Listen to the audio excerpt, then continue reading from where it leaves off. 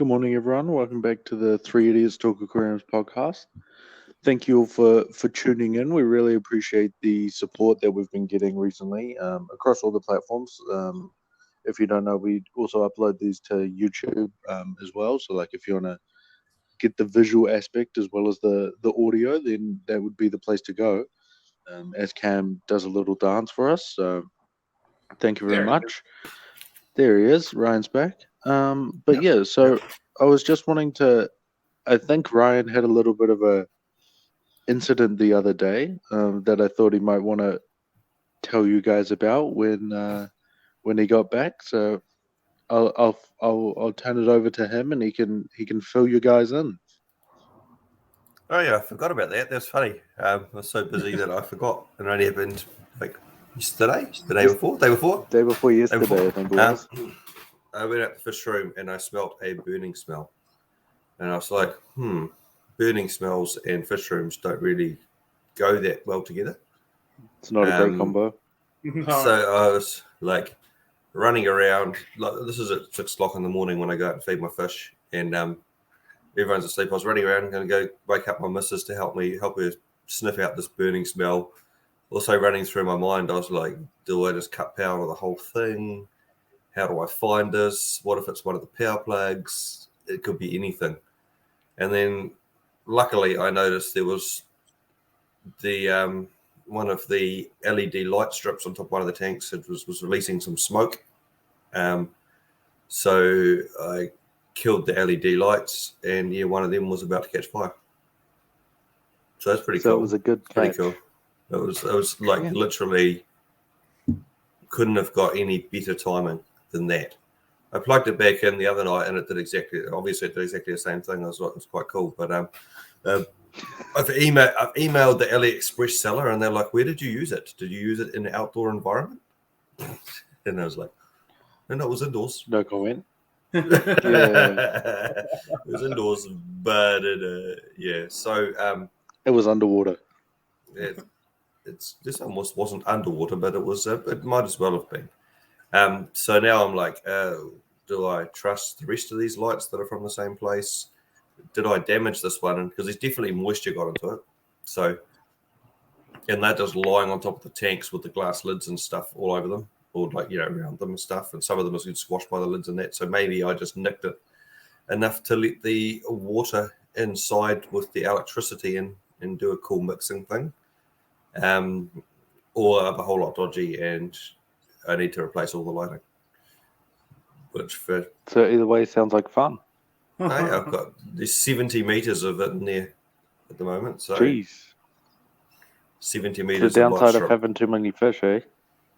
Yeah, and now that I've turned those lights off, those tanks look dumb. Like you can't see the fish. And like, how did I ever do the fish room like this? Which I did for like a year.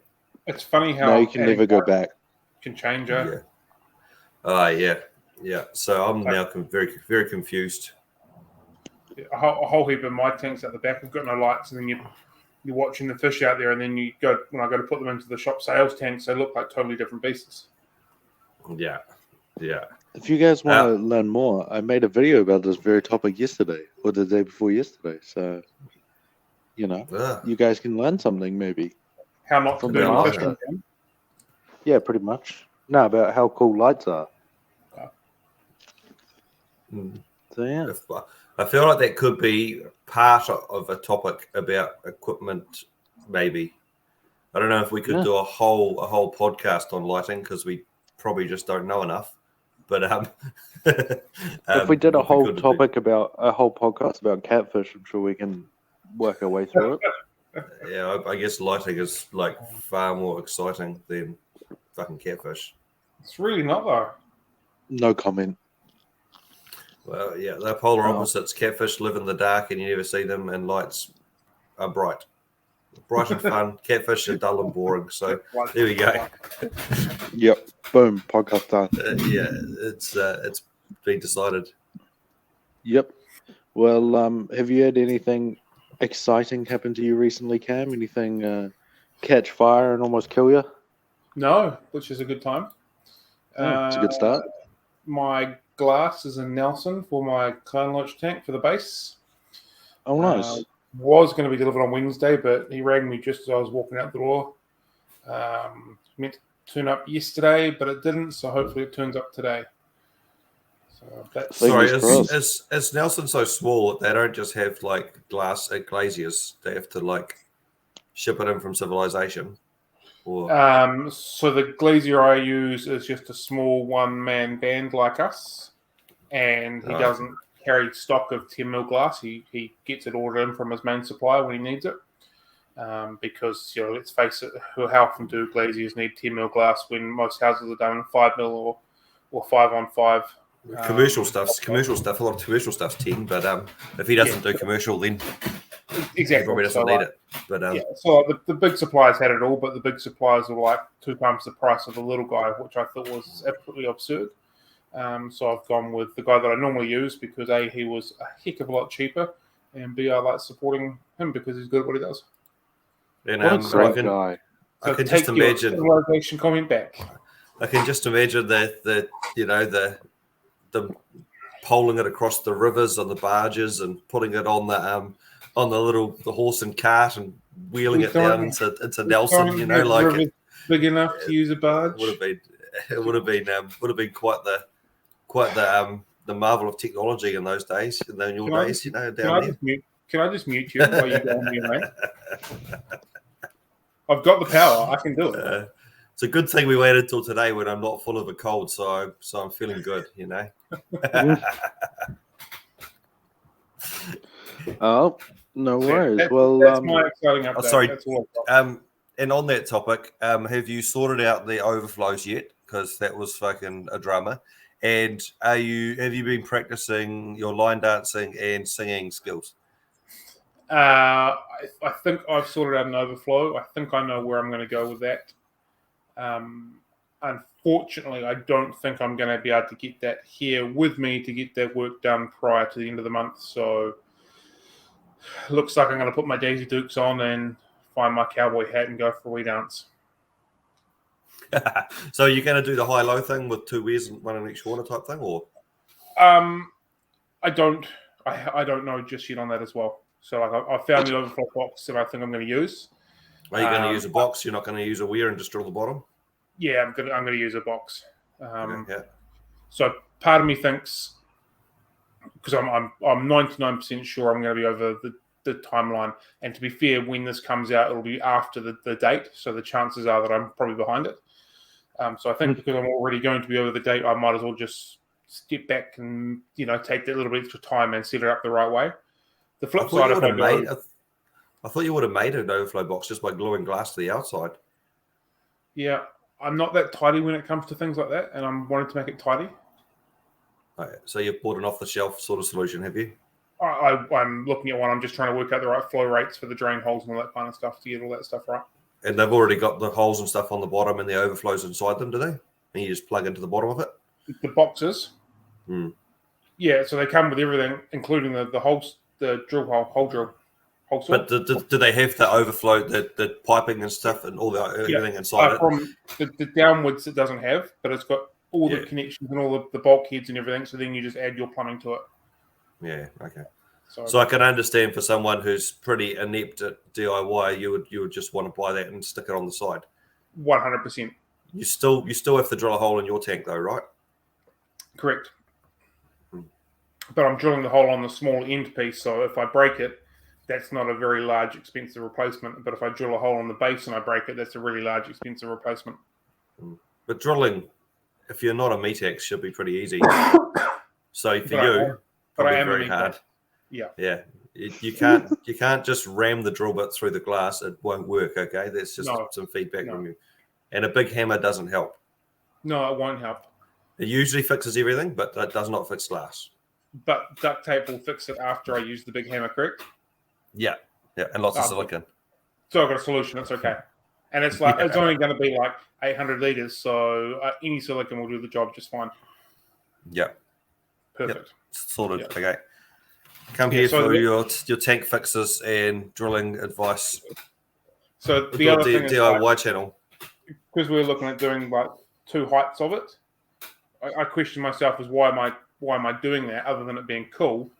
but like it's not like I'm going to be trying to spawn these clown loaches because they're migratory spawners. So why am I doing that? Why am I not just leaving it as a full height, full tank, if that makes sense? But but you could get the hormones and you could spawn them if you wanted to. So it can be done. That would be a way of doing that, like promoting that, the high-low system, changing all the water parameters and that kind of stuff. If I wanted to go down that route, but yeah. Anyway, you can always add that later if you wanted to. Yeah, that's possible as well. I don't care. So I'm disappointed too. I'm disappointed too because I thought it would have been cool, and we put a lot of energy and we've come up with all these solutions for him, which he won't do because it's Cam. I'm not very good at DIY. That's the problem. I suck at DIY. You're gonna have just to try Ryan down to do it. Sometimes I struggle to take the lid off my pen. Yeah. You don't even need to DIY it.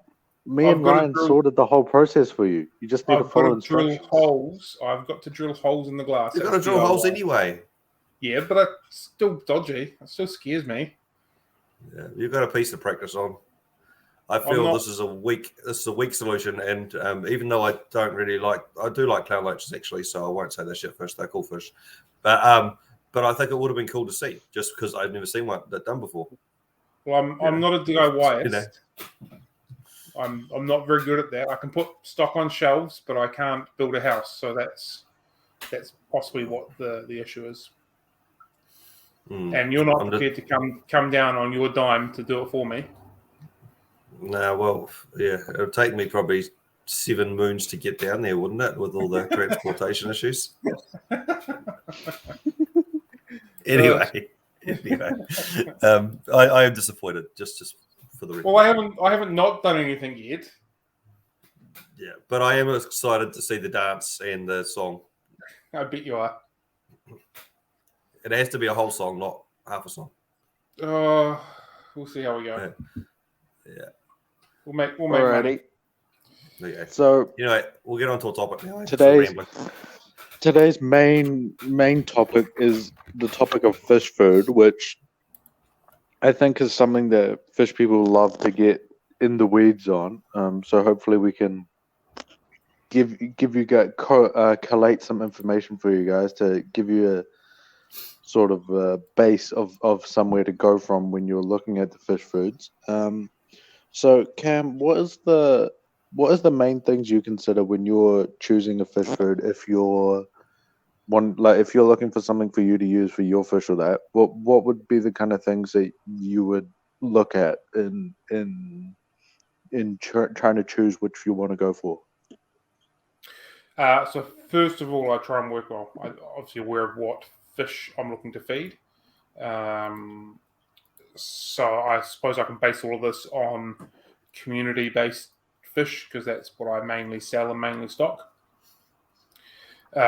So pellet size or flake size or whatever is an important one. If I'm feeding nano, going for nano fish, I'm not going to have 3 mil pellets because that's not going to work. Equally, if I have full-on herbivorous fish, I'm not going to be looking for a carnivore sinking pellet. So the first things I'm looking for is pellet size to what I'm feeding, and then the food requirements of the set fish that I'm trying to feed. So I try and sort of work out from there.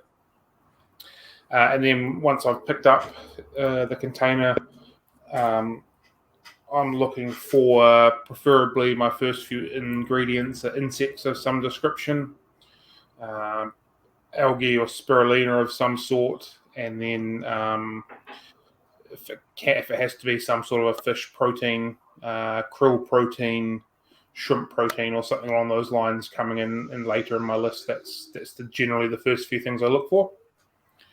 And then once I've had a look at that, then my next things I look at is the analysis. And something that's not really spoken about all that much is adding up those numbers to work out how much junk's actually in the container. So if you add up all the numbers in the back of the analysis, if you can get the number close to 70, then 70% of that is product. The other 30% of that is fillers and carbohydrates and stuff like that. So unlike humans, fish don't need carbohydrates to make their brain work. They need proteins and algae and stuff like that. So the higher that number, the less carbohydrates, which is essentially the less fillers, the less junk, the less stuff that's going to go through the fish. And that makes sense. it doesn't usually go through the fish. It stays in the fish and fucks them up. Yeah. There's a lot of studies on that they just can't handle carbs. It stays in them. It gives them bloody cancer and growths and blocks them up and stunts them and does all sorts of stuff, So just generally it's not good for them. Pretty much. But a lot of fish food places like to put it in there because it's cheap and it bulks out their food. There is also a pretty decent argument that there is, if I use potato, for example, people put potato in some of their products. There is vitamins and stuff that are coming from the potatoes that fish need as well. So sometimes there's a wee flick on that. But often, or as I would consider as a general rule, most of those fillers are just fillers to make products bind together, and because they're cheap and nasty to chuck them in there. I think that is a good point. Like, you don't need, it's not really, if you're thinking about a pellet, for example, it's not possible for it to be 0%, because like you do need a little bit of binders, otherwise it's not going to stick together and make a pellet. Sure. But you want it to be minimal. It's not like you want it to be some foods where it's like that's the main ingredient is whatever random yeast or yeast or wheat or whatever. It's like a minor ingredient that's just there solely for the purpose of binding it together, not for the purpose of filling it out, and then also binds it together, if that makes sense. Yeah, and that's also a cool thing about like rapashi and that, because it uses agar to blend together, which is actually an algae. Yeah, exactly. So it's a natural replaces product. it with something a bit different, which is good. It's a good product. It's actually good for fish. Agar is an algae. It's natural, and it's I guess the first thing I always say on food is don't do what I do. Don't do what I've put in my little words here if you're on YouTube. But also, the more I learn and the more we seem to learn, the more confused we seem to get as well.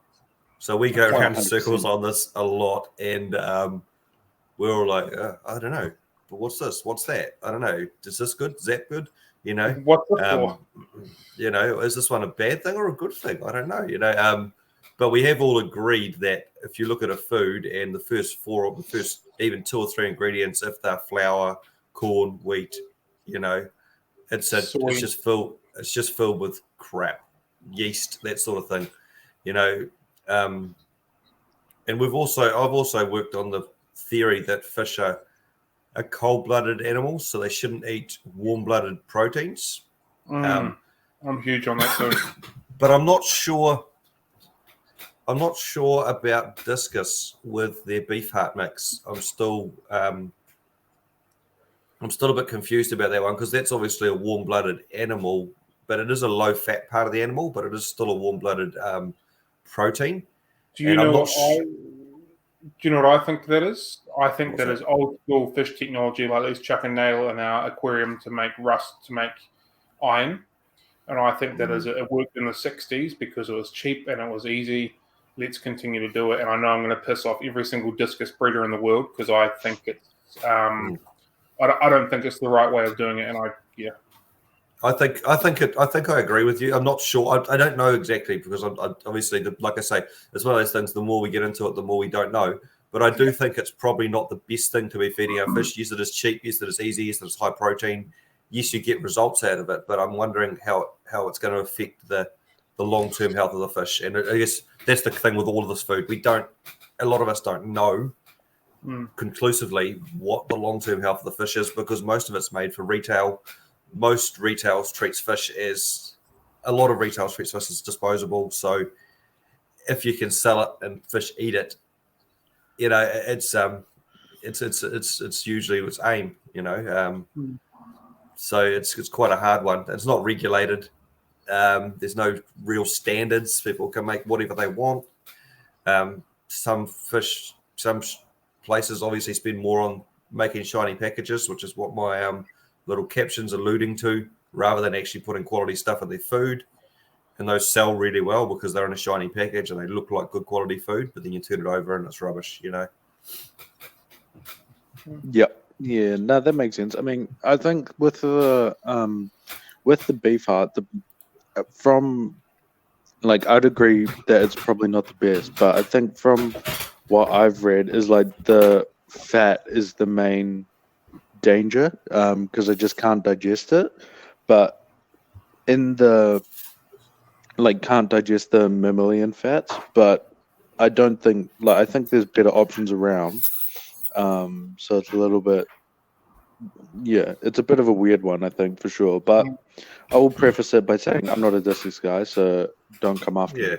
me. Also, we don't know for sure because we haven't done the studies and we don't breed discus. Yeah, exactly. But you know, my grandfather used to breed angelfish and he fed them on cat food.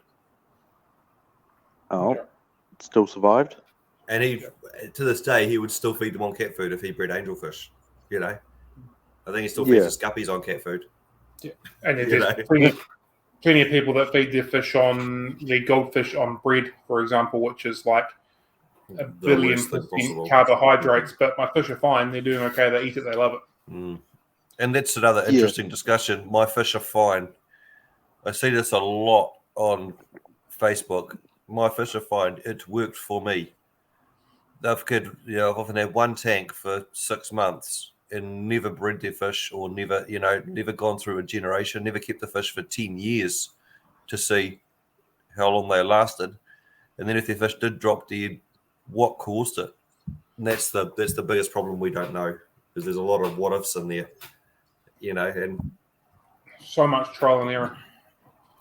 There's no industry standards or very little industry standards, and so it's trial and error. And hobbyist-based opinion or manufacturers-based opinions wouldn't, you don't see a lot of peer-reviewed stuff being done. It's out there. It's definitely out there, and you can find it if you dig deep enough. But there's not a lot of it out there. It's all opinion, thoughts, and that kind of stuff for the best part.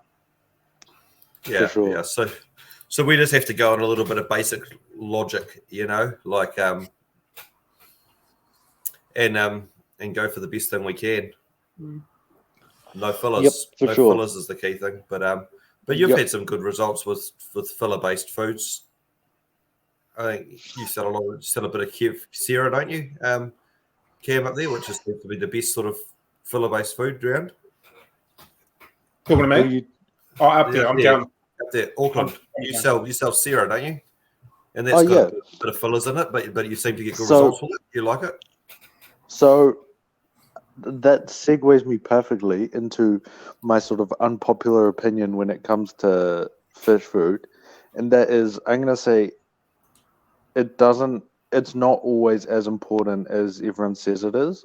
So like, particularly for, because I do a lot for like families and stuff, and if that's you, like if you're like just a guy coming to get a little tank for your kid that you're going to put a bunch of guppies and tetras and white clouds and stuff in, I'm going to say the food doesn't matter basically at all.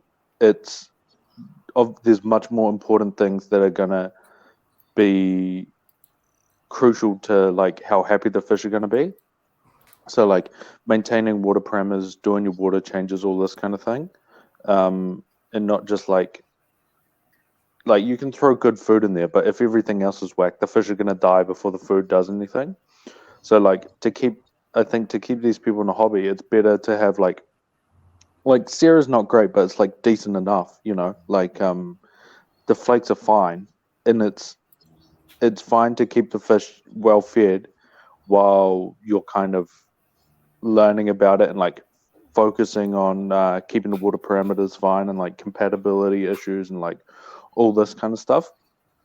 And so then like if you're gonna get more into the hobby, like be like the people that listens to a podcast about fish, then that's when you can kind of start to learn more about like, maybe I want to look at Rapashi, maybe I want to look at NLS, maybe I want to import some Northern, like whatever. But yeah, I think that's probably the most important part is maybe some of the other things. And I'm also going to say, I think the quality of the food is different. Like it has different impacts for like different types of fish. Like Definitely. in terms of like immediate, well, not immediate, but like more shorter term things. So like if you've got like, I don't know, what's a good example? Like if you've got a bunch of white clouds, your food isn't going to have as much effect in coloration and growth rate and breeding and stuff as it would, in my opinion, like if you're keeping like fancy ass plecos or like peacocks and haps or whatever. Just because I think the water quality and water parameters and like all this other stuff has much more of an effect on some things than others, and then food is much more important for like coloration and stuff than with some fish than with others. So that like you definitely don't want to be feeding like absolute junk, but you don't need to be like if you're a family type hobbyist, you don't need to stress so much about feeding like the premium stuff. Like you can feed something that's like fine, like middle of the road, not earth-shatteringly good, not earth-shatteringly bad, and then cheap, but then keep good water quality and like do all your maintenance and like make sure your compatibility is fine and all that kind of thing. So yeah, I guess that's my little unpopular opinion that I'm about to get roasted for, but yeah. You are. No, I don't disagree with you, because I think what you're kind of saying is, if you get your fish, make sure your water's good, make sure your tank's good, make sure everything's good. You don't need to throw out whatever food you are feeding, but you do need to think of. You should probably think about, hey, what's better? What can I do better for long-term success rather than short-term success? Like most fish, Exactly, if you feed them shit food, they're not going to just keel over and die straight away in your face. It's going to do long-term. Exactly. It might do long-term damage to them over a long period. But over a short period, while you use that container or whatever, it's probably not going to do too much damage. There are better things, but it's not going to kill them instantly. If you've got things, specialist fish like trophies and things like that, different story, But for most average fish, like obviously, ideally, you'd be feeding like the perfect food and keeping the perfect water, and like you'd have the world's biggest tank, like all this kind of thing. Just I think there's no such thing as a perfect food. Yeah, I know that was more of a not a perfect packaged food anyway.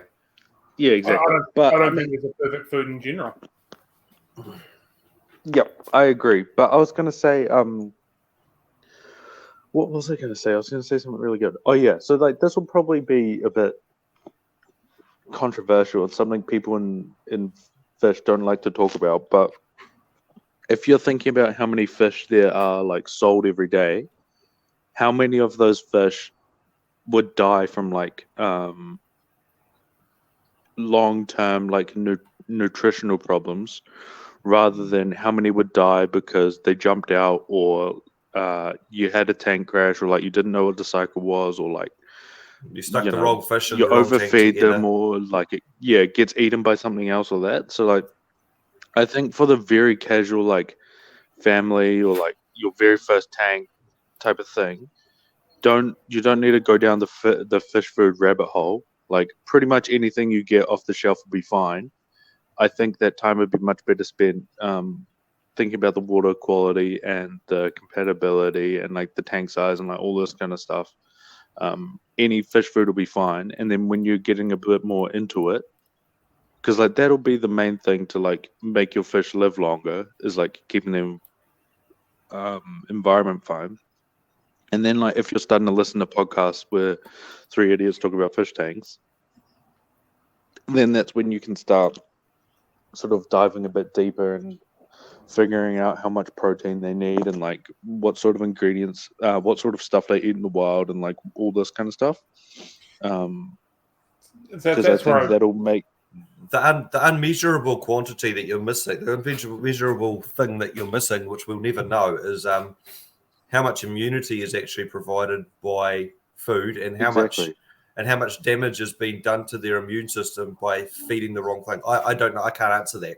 It's just something I 100% agree. Think, yeah, but again, I do agree with you that if you go home and you've got ammonia through the roof and you chuck fish in, they're going to die. If you've got bad water, stick them in a tank too small. If you overfeed them, they're going to die instantly. They're not going to die instantly from wrong food. So you're probably right. More deaths are probably caused by other factors other than food. but Th- we this can is definitely where do I'm- better. This is where I'm going to disagree with you. The whole Never. whole principle on like the amount of conversation we've had is why, as an industry, can we not do better? So I agree, 100%. But I why can't as a change the retailer, why as a retailer can we go, this is a junk flake for $2 more? This is a far superior product for this reason here. Why can't we do better? I'm not saying. And if I'm we're not gonna, saying it's. So if I you're think gonna like promote keeping water and everything else in really good pristine condition and try and keep everything in full health, why can't we go, this product is better than this product, this is a far superior one for this reason or another? I think that's so like we'd take the example of Sarah is like I think it's what you're saying is completely valid and I completely agree. But the thing I guess the thing I was trying to say more is like obviously as a retailer we should be telling like educating people in that. But I was more thinking along the lines of like for the average person, don't worry about it. Like pretty much anything you get will be fine. In the short term while you get your feet under you, and then you can start looking at it, like thinking, oh, this one's got a lot of, I don't know, what do they call it, yeast in it, for example. Maybe this one might be better.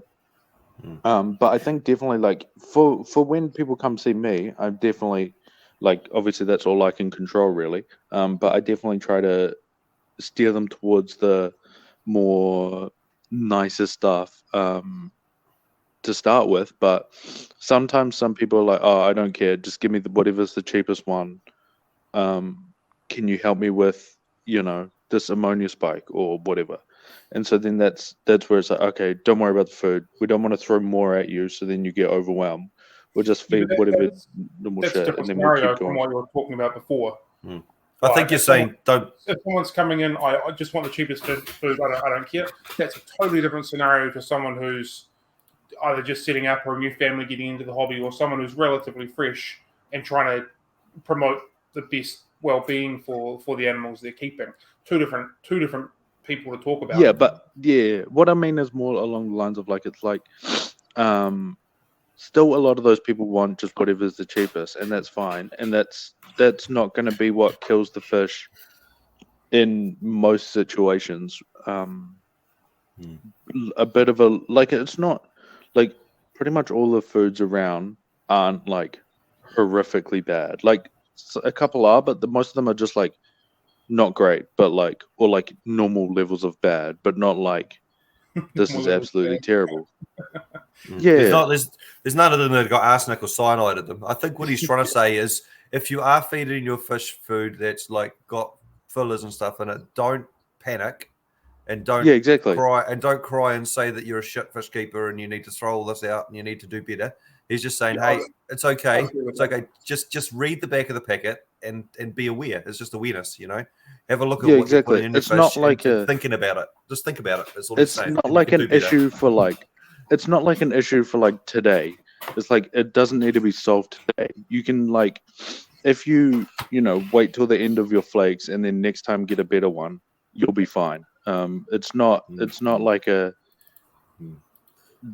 thing that's gonna nuke all your fish instantly. Yeah, I'll premise my comment, and like if people say they've got 3/4 of a container of XX flake and they're wanting to try something different, I always say there's no point of wasting your money. Finish feeding that one before you go and get a new one, because you've got it. Don't waste. Yeah, exactly. But that was slightly different to what you were sort of starting with earlier in your unpopular opinion. It's more like it's not as important in all situations is like very basically what I was trying to say. Like every single like aquarium is like there's different things that's important. And so for like someone like us, I'm gonna say for the most part, food would be really important because like I'd imagine we can keep the water parameters fine and like we know, about the compatibility and stuff. But for someone who's like day one, it's like those things are going to be more important than the food. So like don't even really stress about the food. You don't want to put too much on your plate and burn out. Just like get whatever is fine, and then it'll be fine. It's not going to kill everything, and then get everything else under control first, and then go from there. If you're on a budget, you're probably better to buy a decent heater first. Yeah, exactly. Because when that sticks on and cooks your fish, whatever food you're feeding them It's won't going to matter. die. You know what I mean? Yeah, exactly. But if you can start Not off with that good there's food to that start, many if you can start decent off with, heaters. if you can start off with good food to start with, you're on a better track than. Oh yeah, Is there 100%. Is there an argument there for like the junk food, them producing lots of phosphates and nitrates, and then going to be causing issues down the track for a new hobbyist, going towards a better one that's got less junk in it, that's going to cause less water issues 2 months down the track when we're still fresh in the hobby? So I'm going to say I don't think it's... So with the amount of... So like take a little like say 40-liter tank with like some guppies and some white clouds. The amount of food you should ideally be putting in there is very, very minimal, you know. I don't know if it's enough to make like to be the difference between like you not having problems and you having problems, because like the amount of fish food you put in is very minimal. I'm almost sure that you would have had the similar conversations with people that are asked how much food should they be feeding, and you give a rough idea on your hand or on a jar lid or whatever, and they go, "Whoa, I'm feeding like 10 times that amount," and you see a photo and they've got all sorts of food left all over the aquarium and stuff. Yeah, like exactly. That. So yeah, but that would be the issue. Yeah, but that would be an issue with any food. You can create that issue with, rapachi, for example. So, like, even in that situation, the exact food that you're feeding isn't the thing that's causing the thing that's killing the fish. It's going to be minimized if there's less junk inside the food itself. I agree, but it'll still be a problem regardless. So it probably doesn't matter too much. Yeah, I think it's fairly insignificant if you're not overfeeding. I think as well.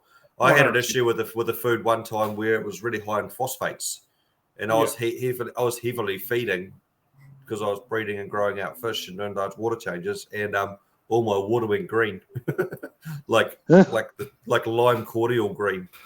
Yum. You know, it was just the phosphates in the food was just it was pretty funky. The water parameters were fine.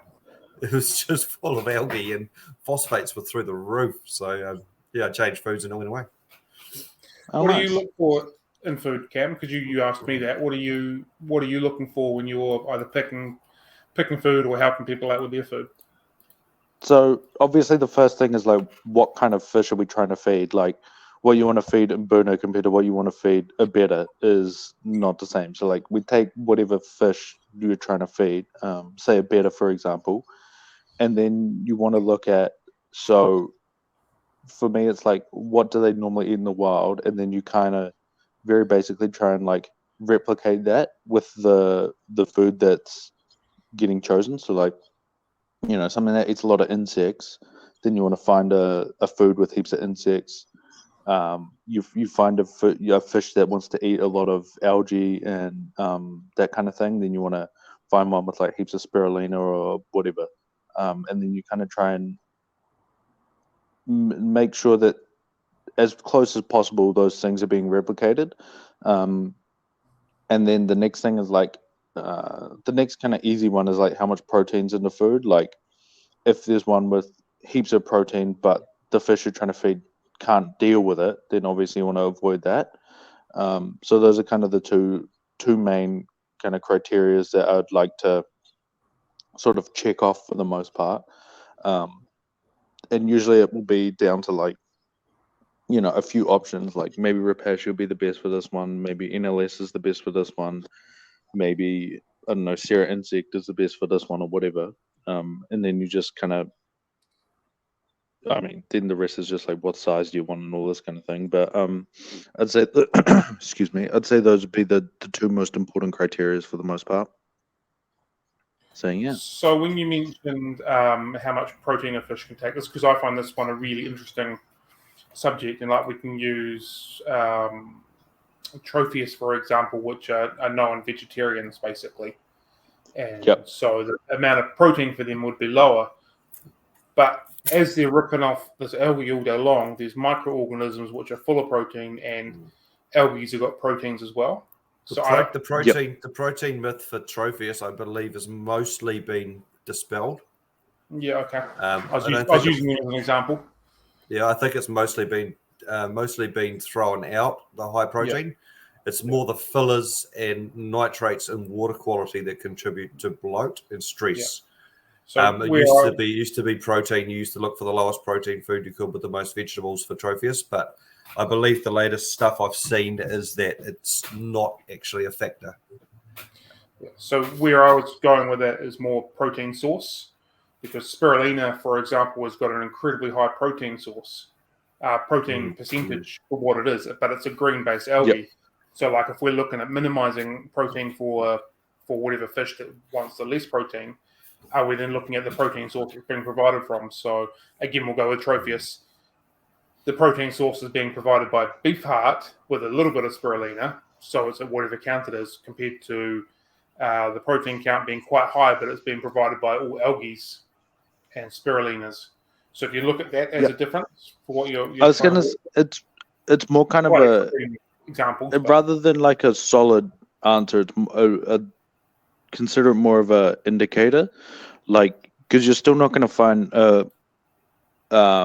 say for the Tropheus as an example, you're not going to find a food with like 60% protein that is all spirulina in that, like at least as far as anything that's readily available in New Zealand. So I kind of guess it would more be an indicator rather than like a solid answer. But I think it's definitely one of those ones where it's like the ingredients and like the source of all the nutrients and stuff is the main thing, and then the protein level can give you an indication of where of what it actually is, and like what you're looking at. So yeah, I think it'll also be very hard. Like you Google, so just think someone's listening to this. Oh, what protein level do my swordtails need? You're not going to find that answer out there, so you better just feed them a good all-round quality food and just not worry about protein. You know what I mean? But generally, if you want them to grow, you feed them proteins and fats, and then at the end of their life, they should be eating less protein and fat because they're not growing. So they're not going to find anywhere to put that energy unless they're breeding. I mean, that's general sort of rule. But again, what do you do? How do you know? That's why I say the more we learn, the more we get confused. So it just comes back to the basic thing: choose a good food with less fillers, more whole foods in it, and a more natural diet. Yeah. I mean, it comes back to the thing of like you want to know what they eat in the wild, whether it be like insects or like other fish or whatever. You want to kind of have that sort of understanding, at least to start with, so you can know where to look. And I mean, at the end, pretty much for anything, you'll come up with a few answers of like, maybe you'll get 3 foods that are, in your final shortlist. That is what you got to choose from. And I mean, at that point, it's probably not going to make too much difference. It's probably like different brands, versions of the same thing, or like very minor differences. But as long as you're sort of putting in the effort and like trying to get as close as you can, you'll probably be close enough.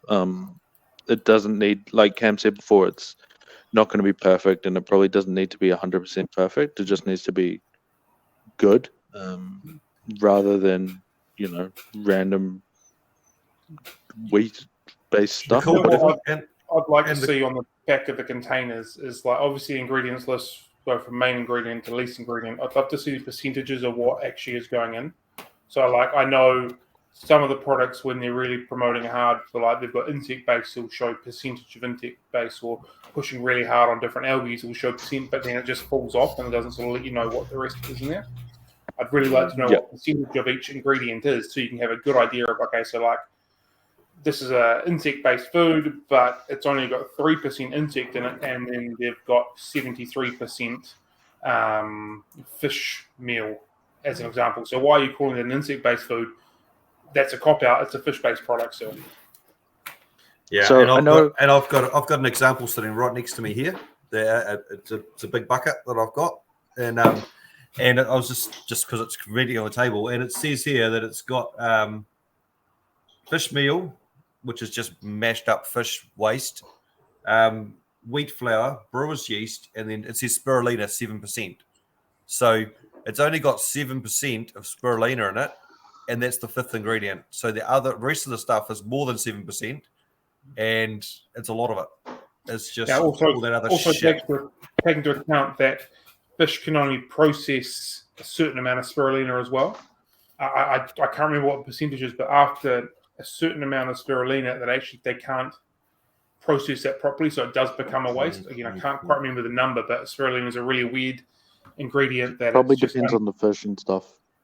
No. Like it's physically impossible real? to be processed after a certain percent of what it is. Yeah. Oh, I did not know that. I didn't know The that other either. thing, Never heard that one. Take that into account. the other thing I just thought of when Ryan was showing his thing is not Showing his all thing. fish. Wait, not all fish meals. Not all fish meals are the same. You know, like Exactly. That's some of them will be just like whatever random stuff humans don't want to eat, and then some of them will be like the actual good stuff. And the trouble with that is there's pretty much no way to really know. Like no, the ones who are people who are using like bones and stuff, no one's going to tell them. You know, they're not going to want to tell you that. And like the ones who like no one wants to tell you exactly what's in their food because that's just a trade secret. So you know, why would they want to tell you? So then it's like, how are you going to know that? It reminds me a little not bit all of fish meals are the same. reminds me a little bit of exactly. Little Lisa's slurry. You what? It reminds me a little bit of Little Lisa's slurry from The Simpsons. Don't know. Oh, you're probably too young. You probably don't know what The Simpsons are. yeah. I wasn't allowed to watch Simpsons. But yeah, that's again. The more we look into it, the more confused we get. Fish meal can be good. Fish meal can be bad. How do we know if it's good or bad? We don't. And the flip side of that is there's going to be, bones and eyes and stuff like that aren't eaten for human consumption that are still actually really good for the fish that we're feeding. Like there will be bits in there that the fish absorb and take really fine as well. I think vitamins and minerals are ones that aren't really spoken about as well. Like from memory, I think it's vitamin B12 that fish really need to continue to grow and to be really strong and healthy. So what of these other ingredients that are coming through have got vitamin B12 in it that we're sort of unaware of, but they are helping the fish do what the fish need to do. And what vitamins do our fish need? Yeah. And again, I think a lot of us look at it as a human, we need this, and this, but as a fish, what do they actually need? Yeah, and they go completely different systems to us. Yeah. You look really confused, young Cam. You look like you're contemplating a very deep physiological or physiological question. No, I just spaced out. What is the meaning of fish life? 42. I was thinking about something else though, that I was going to raise. So, what is do you need to go to the toilet? Yes, but not right now. Okay. What do we think about feeder fish? Oh. Let's open that can of worms. Okay. I'll go first because I'm pretty strong on this one. Really? I didn't know. Yeah. I'm pretty much anti-feeder fish, unless the fish that you are feeding will only take live feeders. So nothing we get in New Zealand. Pretty much. Most fish that we get here can be trained for the best part onto pellet, frozen, gels, anything else you want to talk about. So I'm anti it on that part. If the fish you've got will only take live fish, or you've got no other options because it's not going to keep it alive. Yep. Yeah. What do you reckon, Ryan? I can go either way on it, to be honest. I 100% have fed out all my cows when I need to. Not something I'd do as a matter of course or a matter of food, but as a breeder, I believe you've got to keep the quality up. and that does involve culling sometimes. So yeah, I've fed some fish out, but I don't know. I don't know if I'd encourage it. I certainly don't like it when I've seen it, videos of it and stuff of people going to a pet shop and buying a goldfish or something and then just letting it get ripped apart by all these other fish. I just think that's it seems a bit cruel and a bit brutal for me. Doesn't seem that enjoyable. It doesn't seem that enjoyable when I see it pop up online. It just seems... I can't see why people can't apply like a one gulp or a one bite policy sort of thing as well. Like if the fish you're feeding can't ingest whatever you're feeding it to straight away, why, if it has to rip it to pieces to eat it, that's not okay. Yeah, That's cruel to, and we're meant to be keeping fish that we're passionate about, and you're being cruel feeding out, saying, you can see it in the fish's eyes, they're being ripped and maimed to pieces, that they're like in massive distress, and that's not okay. Yeah, it's pretty brutal. For sure. So I'm not a fan of that. I think for me, it's when it comes to feeders, I wouldn't do it. I wouldn't recommend it. But if you're going to do it, there's definitely a right way and a wrong way to do it. Like, breed your own, like, guppies and, like, feed them small when they're small enough to get eaten in one bite and, like, all this kind of stuff. But definitely, like, chucking in a big goldfish with a bunch of, I don't even know, things that will shred it is, exactly. That's just crazy. So I definitely wouldn't recommend it. But I think the videoing part of it and putting it online is more of someone's own sick, disgusting fetish as opposed to what's doing best for the animal as well. Yeah, exactly. The world doesn't need to see definitely the fish being ripped apart. It doesn't need to see it at all. Why are you recording it? It's for your own pleasure. Yeah, I agree. I definitely agree. But yeah, like Ryan said, I think culls is probably a little bit different because like these fish need to get culled regardless. Like say you got one, for example, with a real crooked spine that can't really swim properly, needs to get gone regardless. And I think the reason we are culling them, well, part of the reason is because this fish wouldn't be able to survive in the wild. So it's kind of what happens. And I think a little fish getting eaten by like a big fish is one of the most quick and like humane ways to get rid of it. But still, it's not enjoyable, but it needs to be done kind of thing. So yeah. Yeah, it's a hard one, isn't it? Because some people would argue that those fish, even deformed ones or ones that aren't true, have a right to live as well. So, I mean, it does depend on your values and how you think. But yeah, it's subjective. I see completely. I see so many poor quality fish out there. I see other breeders even breeding them intentionally and saying, "Hey, look at this! It's a really cool fish." And I'm like, oh, Obi Tropheus. Yeah. But anyway, let's do that. So it's like it's one of those ones where it's like I think with it because it's so like subjective. I think either side of that debate of like whether to cull them or not is so long as you have like a basis for what you're saying and like it's like a reasonable argument of like I can see anyone would be able to see why you say that, but then it's like just feeding them because I like to see goldfish getting shredded. That's kind of a different that's like separate. That's like most reasonable people would be like, yeah, that's crazy, don't do that. So like I think it is definitely a tricky one and there's definitely no answer, but I think it's something that bears thinking about at the very least. Yeah, definitely. I think, and then there's arguments for and against most of it. So,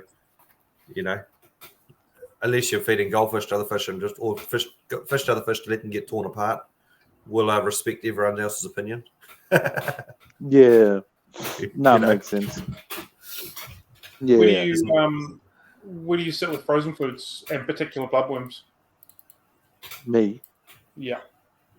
Very much not a fan of bloodworms. Ryan doesn't feed a lot of bloodworms out to us. There are no for me for any fish, but I'm really not a fan of bloodworms at all. Because so basically there's like a little basically think of it like an exoskeleton, like a little shell, I guess, that the fish can't digest, and there's basically no nutritional value. It's just like junk. Like if it's like the occasional treat or Treat. whatever, then that's maybe something else. But as a matter of course, feeding bloodworms is not good. So yeah. I'm in the same thing. I push towards black or white mosquito larvae or cyclops is preferred frozens. Yeah. The I word don't Bloodworms are even old. sell bloodworms at the Bloodworms are moment. old school, eh? They're old school. Yeah, the It's because they're easy to 1960s. culture, I guess. Yeah. That'll be Yeah. the main reason. Yeah, and they're the same equivalent of feeding out a cheap and nasty food, but in the frozen world, people take them because they're cheap, I believe, and that's just known to be what's fed. But there's better options out there, and that's the same as in the pre-prepared world.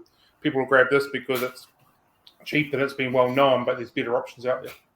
And I mean, even like at the moment, there's way more targeted kind of stuff that's a lot more good around, even in the frozen world. Like you say that Repashy and NLS and whatever exists in the prepared world. Like you can get like vegetable mixes or like your mosquito larvae mixes. You can get frozen brine shrimp, frozen daphnia, frozen cyclops, mysis, like whatever you want. Own.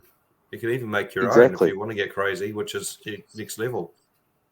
Yeah, exactly. And so it's like, I definitely think we should leave the bloodworms in the past, shall we say? You guys, both just then used the word treat, which is a weird trigger word for me when it comes to keeping fish. yeah. Tough enough Treat's a treat human fish. mindset. Treat's a human mindset. Fish don't know. So what's Yeah, treating exactly. Fish have no clue.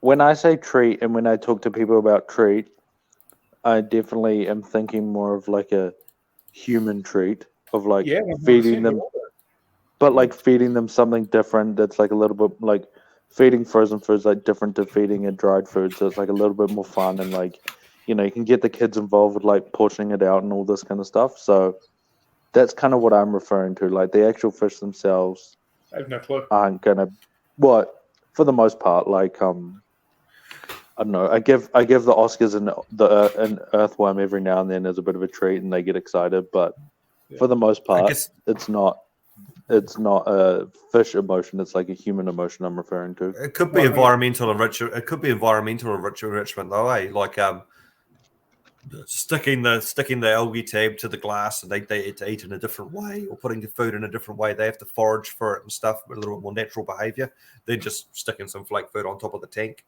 So it could be that. I mean, I don't know. Enrichment's not a treat, though. Nah, but a treat is a human thing. Semantics. Same with dogs. Dogs and stuff only respond to food as something they need to live, and you can use it for training. But a treat for the sake of a treat achieves nothing. It's just human mindset. It is a humanising. Yeah, but at the end of the day, also it does bring, like Cam says, it brings enjoyment. People enjoy giving their fish a treat, and also if it's not bad for the fish, there's no reason why you guys shouldn't be able to sell a little bit of extra treat things for people to enjoy. Make a little bit of money. The fish get something that's not bad for them.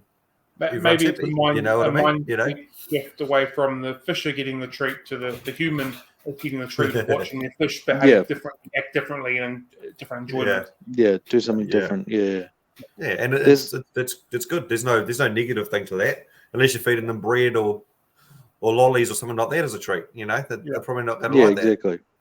They don't want potato chips. I do.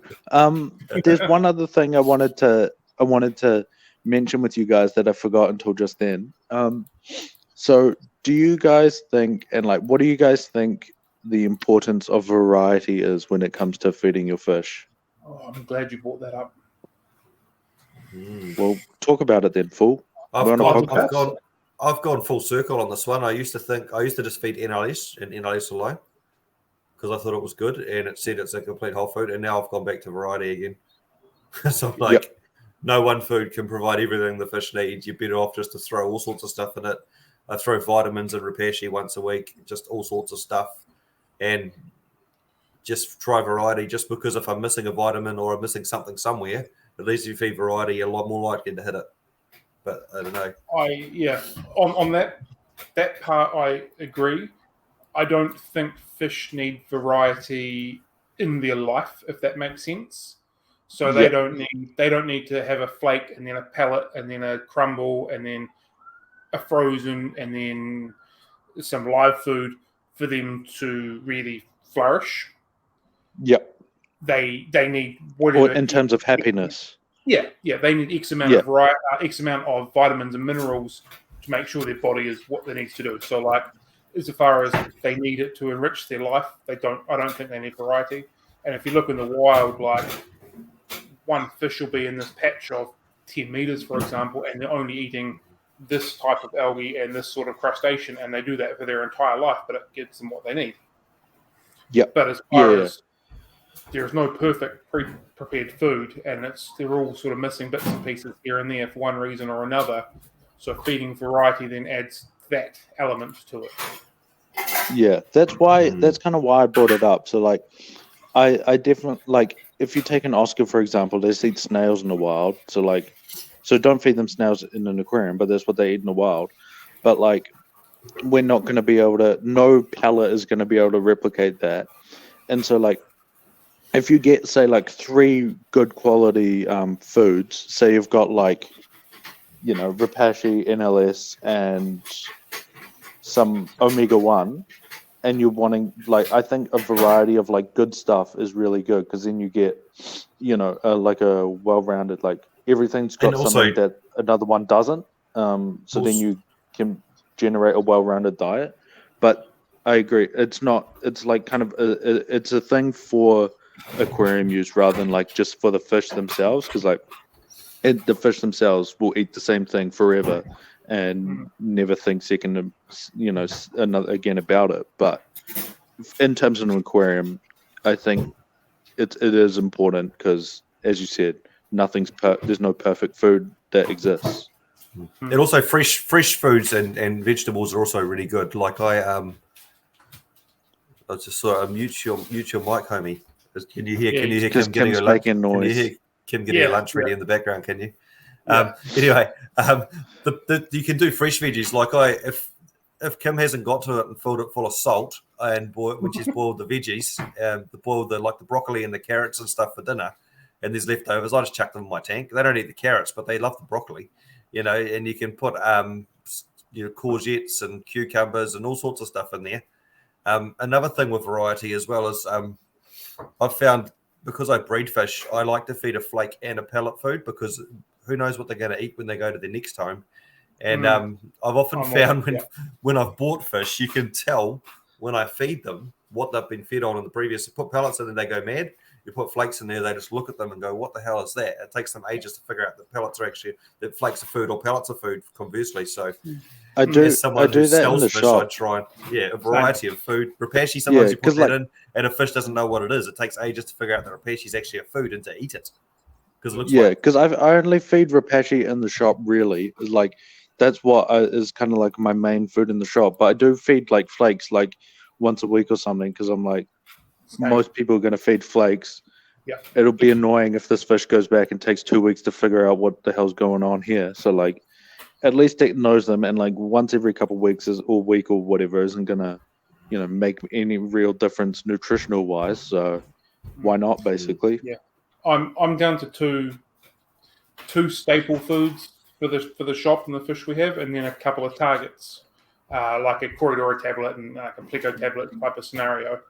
But you're like, when Seth comes in on a Monday, I get him to feed out flakes, just so fish know that flake is food when they're going to someone's house. Because again, the majority of people we feed, well, I believe the majority of people are feeding flake, so that seems to make most logic. So I totally agree with you there. Yeah, exactly.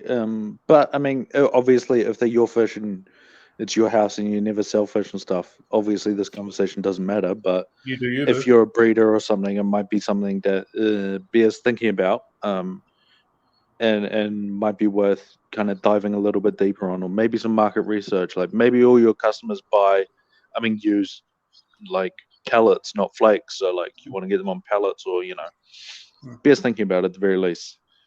So what we can go around the circle because we're all holding a pen, so we can be holding a talking stick. What do you feed as your rotation then, Ryan? What's your feeding rotation? I feed flakes in the morning and pellets at night, and Repashy. Try and do Repashy every second day. Once every second day. What flake and what pellet are you? I guess that's where I was sort of heading towards.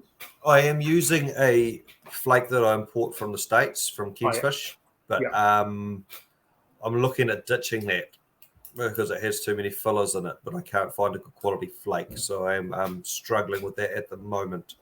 Ken's Fish is one of the best ones, one of the most recommended ones in the world. The problem with me is I need to be able to buy whatever food I buy in bulk. I can't buy little containers of it. I need to buy kgs of it at a time. Otherwise, I'll go bankrupt just trying to feed my fish. It costs me so much money to feed my fish already. But I've got to buy it in bulk. Otherwise, it doesn't work. So, and the flake I'm using, the pellets I'm using a mix of Omega-1, NLS, and Northern at the moment. But that will eventually just end up being NLS, mainly because of availability of bulk Omega pellets and Northern in New Zealand. So, and then Repashy, I just use the Soliant Green. What about you, Cam? What are you feeding? What's your rotation and your product? So every day I do Repashy. I have grub pie and Soylent Green available. Obviously, stuff like the peacocks and haps, and then like the community stuff gets green, gets grub pie, and then like the Mbuna and stuff gets the Soylent Green, and like some of the live bears and that sometimes. Then I also do live baby brine shrimp pretty much every day, but it takes like a day and a half to hatch. I think that's right. So it's like just whenever that's done, I feed that out. So like probably once every other day, I guess. I feed the live baby brine shrimp to the stuff that'll take it. Obviously, the big fish don't get it. And then I do pellets and flakes. So for pellets, pellets is basically just for like the bigger, for the Africans, just have Omega-1 with a little bit of Northern mixed in, just because I had some extra, so I put it in the bucket and mixed it all together. And then for the flakes, I'm just using the Sarah Vipan and the Omega-1 mixed, because someone gave me a whole thing of Omega that I just mixed together. I agree the Vipan's not the best, but they only get it like once every week to 2 weeks, so I don't think it's enough to make any difference when they're getting so much Repashy and stuff. And I also add a bunch of additives to the Repashy, like zooplankton and phytoplankton and stuff. So yeah, what do you use? Daily, everything gets live baby brine, so that gets fed every night. Feed either a mix of Repashy, Garpo Explorer, or grub pie, depending on what I've got. Often I've got both tubs, quite large tubs of both of them, and it just kind of mixes through. Normally when fish first come in, it's grub pie, and then later on it's the Garpo Explorer. And the grub pie is generally souped up with all the good stuff, zooplankton, phytoplanktons, and all that kind of stuff as well. Garlic guards and things. Once a week we feed Sarah Flora, which is the vegetable flake. So Saf does that every Monday. I am looking at changing that once I find a decent spirulina or algae flake that I can get in a decent sized container. Like Ryan said, there's no point in feeding small containers. You just have to open them every 3 days, and it just becomes a waste of time and a waste of money. The crumble pellet that we feed out is Sarah Insects, so that happens a couple times a week. I ridiculously like that product. I think it's fantastic. And then I target feed Sarah XXL catfish to all the plecos and Fish Science Corridor tablets. Go for all the corridors, and then just about finish the Sarah spirulina. And once I've done, I'll be feeding NLS to all the Africans. Nice. I also mix in frozen food sometimes as well. Ocean Nutrition. I do Ocean Nutrition veggie. What do they call it? Veggie mix or something to all the veggie stuff, and then I actually use the discus mix, which is just like what what is it, like mice shrimp and stuff like that, to all the community type food and like Africans, the predatory Africans and all that kind of stuff. So yeah, that's basically what I do. Yeah, I'm frozen cyclops and white mosquito larvae normally Nice. once Yeah. a week. Anything with fry gets cyclops every day, as well as the baby brine shrimp. I found the frozen cyclops froze fried quite nicely, and it's another really good alternative to the brine shrimp. It keeps them feeding a couple times a day as well. Yep. I also wanted to say on food, it's really cool to see the foods that are coming out too. Like like when I first started keeping fish, or even 5-10 years ago, insects weren't a massive thing in food. But now the insects are getting, and it's probably just because people are farming insects now, but more aware of insects and stuff like that. But it's cool to see that we're getting more, like they are getting better. I feel like they're getting better. Like the foods are getting better.